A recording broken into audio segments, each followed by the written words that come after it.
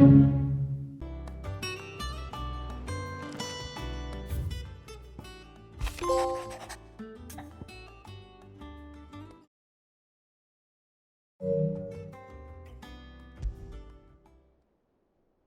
with the ledgers. Shouldn't he be asking Otto for help?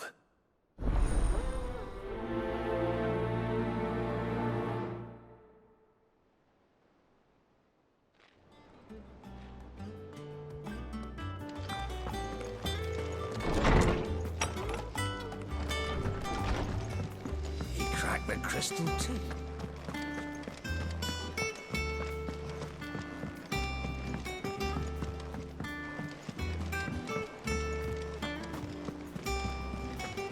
Is that the thing Tomes helped do? Mid told me she was building a ship.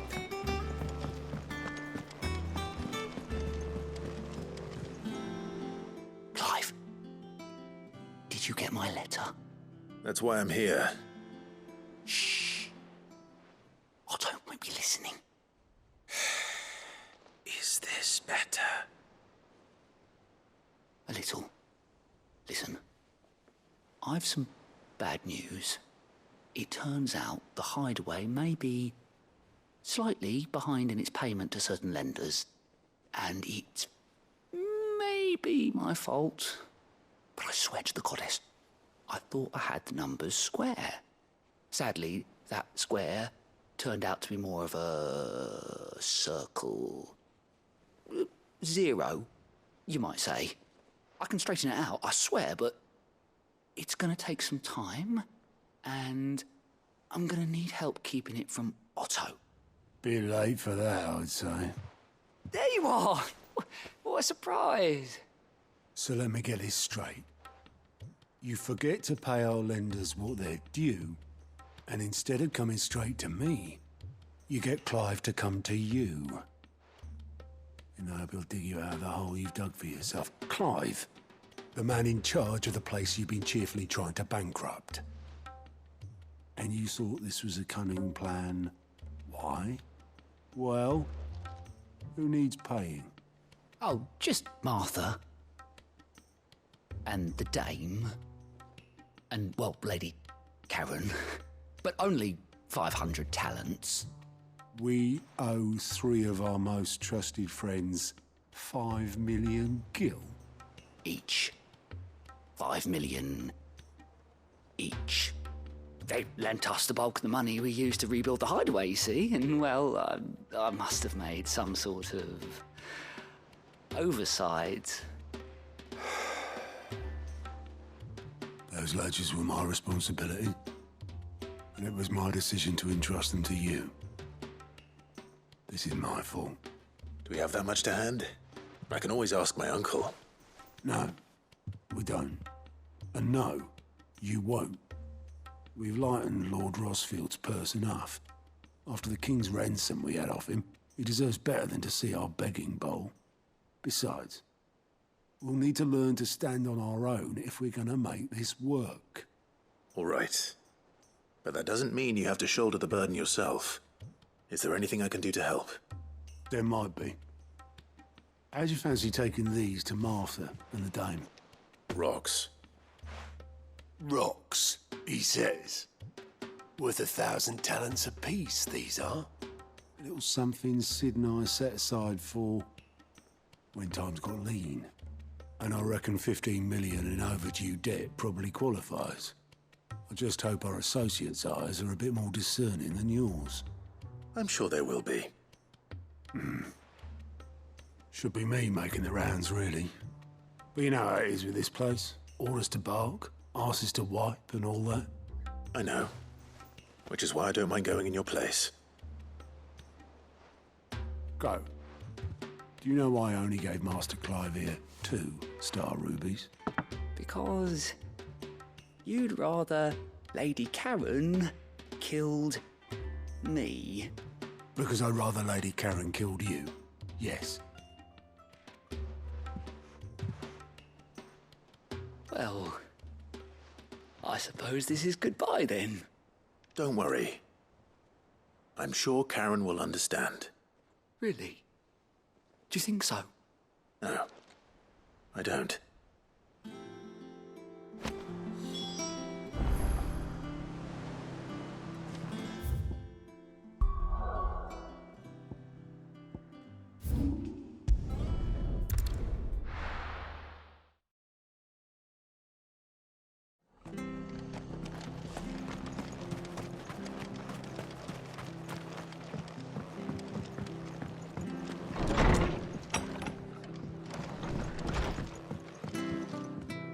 Clive, we weren't expecting you.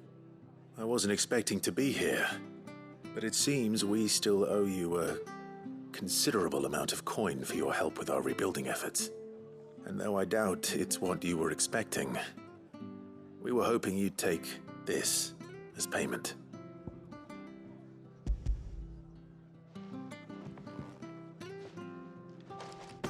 A star ruby? I can't accept this. It's worth at least twice what you owe me. More if you can find yourself the right buyer.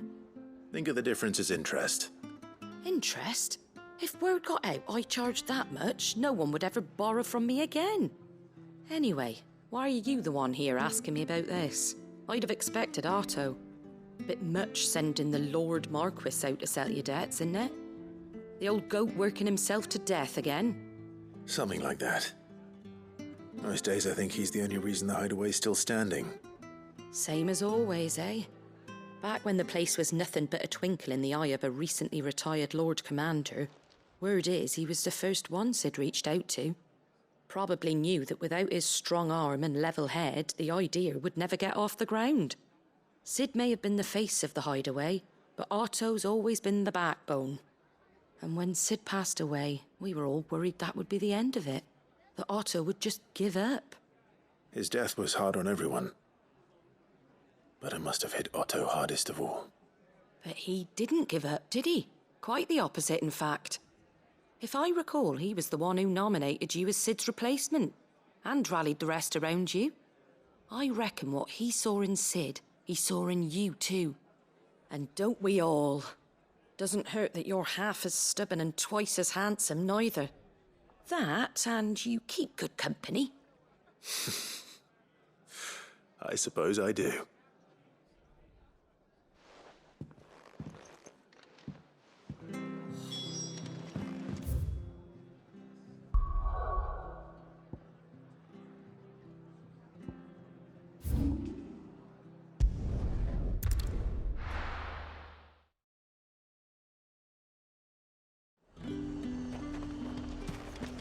There's talk. How the hell is anyone supposed to...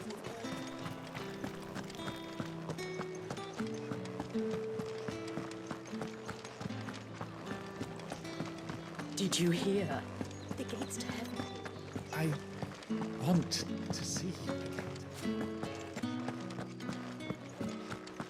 What am I going to do without sweet water and oil of talc? Milady, I come bearing gifts. Gifts? Whatever is the occasion.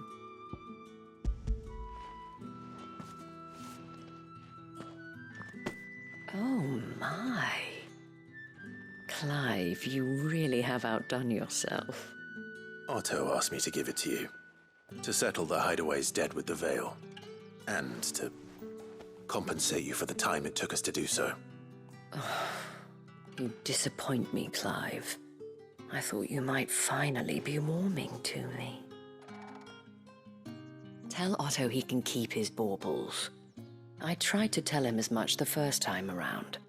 The man owes me nothing, nor does the hideaway. My contribution to the restoration effort was made freely and willingly. It was the least I could do. You once told me Sid did you a kindness. I'd like to do the same. Please, accept it. For my sake. And for Otto's. For all of us. For all you've done. It is rather fetching, isn't it? Very well. Otto is lucky to have you, Clive. I doubt anything could ever replace his son. But you and the others at the hideaway are the closest thing he has to family. Otto had a son. Long ago, yes. Sid told me Otto lost him when he was just a boy, and blamed himself for not being able to stop it. I don't know how it happened, whether there was anything he could have done, but it was clear that it weighed heavily on him. I didn't know. How could you have? I doubt anyone did. Besides Sid, I've never met a man more keen to bear his sorrows in stoic silence.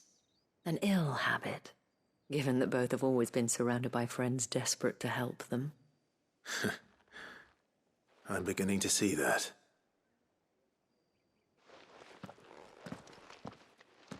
Go will want to know the stones were delivered, if he's still with us.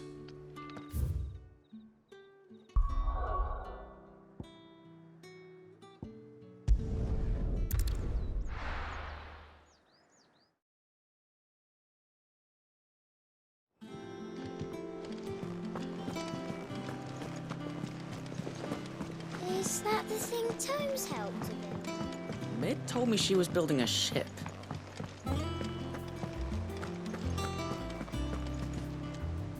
Goat. Still alive, I see. So Lady Karen accepted the ruby. Ah, about that. I tried my best, but she was just too stubborn to take it. She threw it right back in my face, in fact, and told me I could stick my stupid stone where the sun don't shine. Karen refused payment. I hope it wasn't something I said. I'm sure you were as tactful as ever. Let me see what I can do. Oh, wonderful. I hope you have better luck than I did.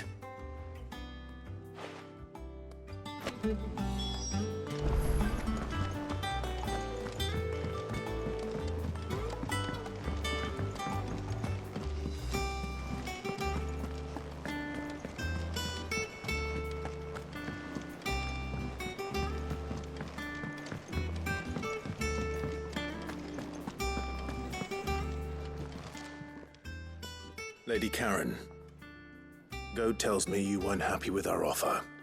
Would you prefer the debt was repaid in coin? What debt?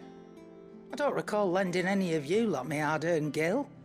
I may have tossed a talent or two in the Hideaway's coffers, but those were donations, and you can hardly call it charity if you go asking for it back. Of course not. But one good turn deserves another. And our circumstances have changed. Surely you wouldn't shun the gratitude of a pauper who happened to have become a prince. Oh, so you're a prince now, are you? Fine. But I'm selling it and taking what I'm owed, then you're getting the rest whether you like it or not.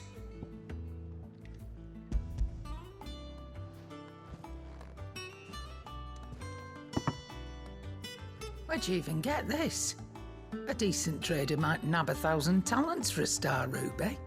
A canny one, meanwhile, might claim it were nicked from the belt of Sid the Outlaw himself and ask twice as much.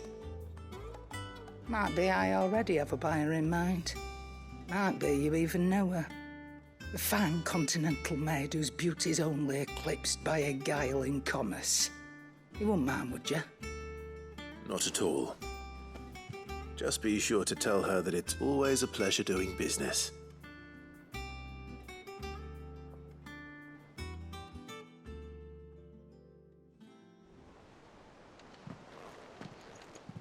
I hear you ended up delivering all 3 stones.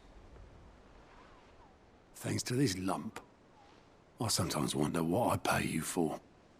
Speaking of which, I still haven't been paid last month's wages. Oh, so you remember what's owed to you then? Get your ass behind that disc of yours and don't get up before those ledgers are square. Right away.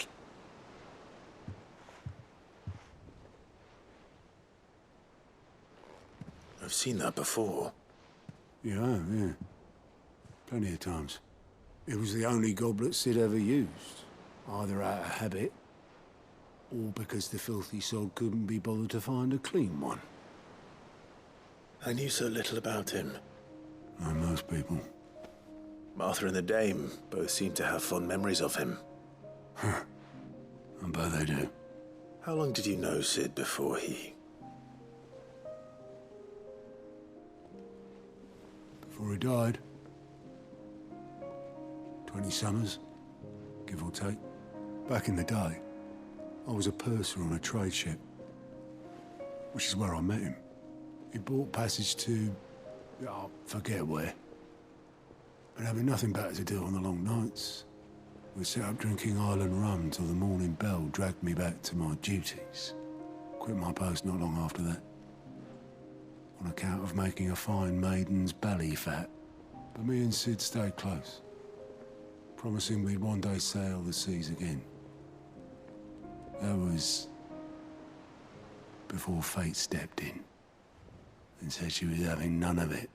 The magic woke inside my son soon after his first name day, and there was no hiding his knack. Couldn't you and your family have... My family were the ones who summoned the constable, wanted the monster taken away. I couldn't turn my back on him, forget what I felt, and I couldn't for the life of me understand how they could. Luckily, Sid was of the same mind as me. It was him who stood beside me when all I wanted was to tear the whole world down. Him who cried for me when I had no tears left of my own. Him who swore he'd do everything he could to stop it from happening again. And he was true to his word, too. Left the Royal Army once and for all.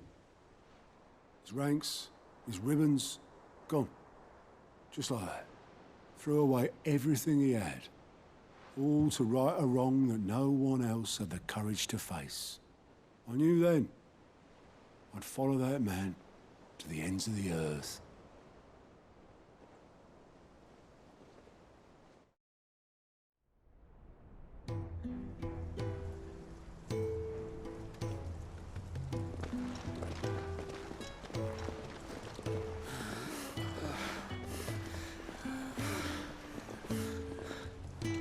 He was always too clever for his own good, was Sid.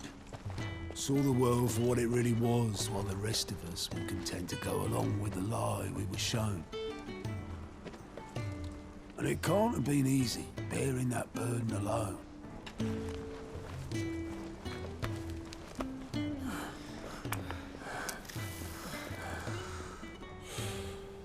But he didn't let it stop him. He never lost faith in what he believed was right. And that gave us faith in him. Faith he'd steer us true. So I swore to myself that I'd always be right behind him, ready to catch the stubborn sod if ever he should fall.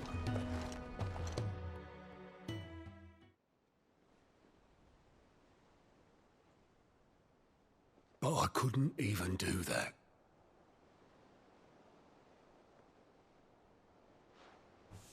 Ignore me. Just the ramblings of a tired old man. Leave that lot. I'll tidy it up in a bit.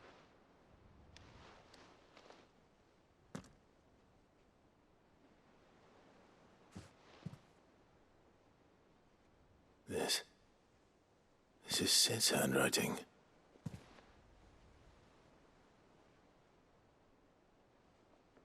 Dear Otto. I may be drunk, but I wanted you to know this place would be fucked without you.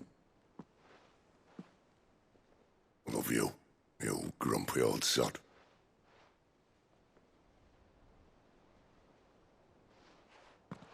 This note. What about it? Sid was right. Without you, we'd all be lost.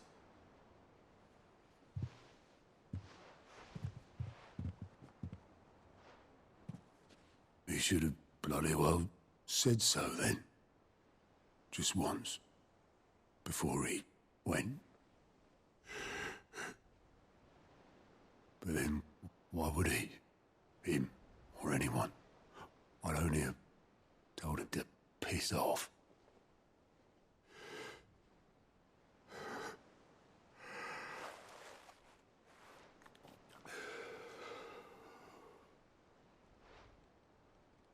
You're wrong, though. Both of you. It was never just me keeping the hideaway afloat. It was all of us. I just shoved people in the right direction. I barely seem to be able to do that anymore.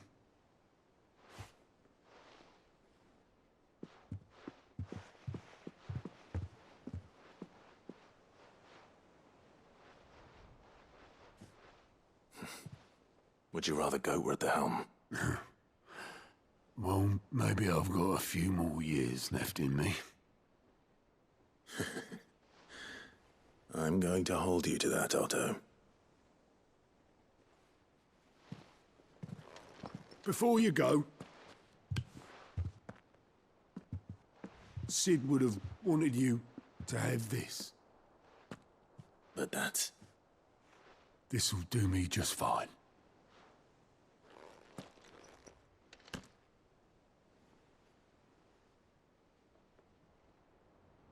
Thanks for the ray of sunshine. I'll see if I can't pay you back. Already have.